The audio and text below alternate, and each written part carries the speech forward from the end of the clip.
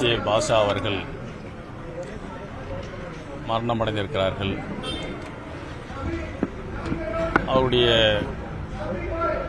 இறப்புக்கு மனிதநேய மக்கள் கட்சியின் சார்பில் ஆழ்ந்த இரங்கலை தெரிவித்துக் கொள்கின்றோம். அவருடைய குடும்பத்தாருக்கும் ஆழ்ந்த இரங்கலும் அழகிய பொறுமையும் இறைவன் வழங்குவதற்காக அவர்களுக்காக நாம் பிரார்த்திக்கின்றோம்.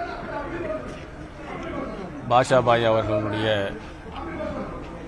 வாழ்க்கை என்பது 80களில் இந்த கோவை மாவட்டத்தை மையப்படுத்தி இந்தியாவில் இந்துக்களும் முஸ்லீம்களும் ஒற்றுமையாக வாழக்கூடாது என்று நினைக்கக்கூடிய ஒரு சில சக்திகள் செய்த அரசியல் சதியில் சிக்குண்டவர் அல்லது அதன் மூலமாக வெளியிலே வந்தவர் என்று கூட சொல்லலாம்.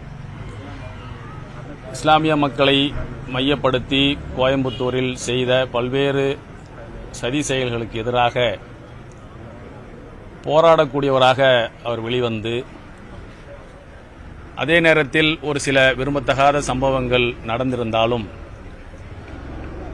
ஒரு மக்கள் மீதான பற்று கொண்டவராகவே அவர் திகழ்ந்தார். 82 வயதில் பரோலில் வந்திருக்கக்கூடிய நிலையில் அவர் இன்றைக்கு நம்மை விட்டு பிரிந்திருக்கின்றார். தமிழ்நாடு அரசு சிறைவாசிகளினுடைய விஷயத்தில் அவர்களை விடுதலை செய்ய வேண்டும் என்கின்ற விடயத்தில் 10க்கும் மேற்பட்டவர்கள் விடுதலையாகியிருக்கிறார்கள். மற்றவர்களுக்கு பரோல் கிடைத்திருக்கக்கூடிய நிலையில் மற்றவர்களும் அவர்களுக்கு பரோலிலிருந்து அவர்கள் முழு விடுதலை பெறக்கூடிய ஒரு சூழலை அரசுகள் உருவாக்க வேண்டும் என்கின்ற கோரிக்கையையும் இன்றைய தினம் முன்வைக்கின்றோம். அவருடைய இழப்பால் கவலையோடு இருக்கக்கூடிய அவருடைய குடும்பத்தார்களுக்கும் அவருடைய உறவினர்களுக்கும் எங்களுடைய ஆழ்ந்த இரங்கலை தெரிவித்துக் கொள்கிறோம்.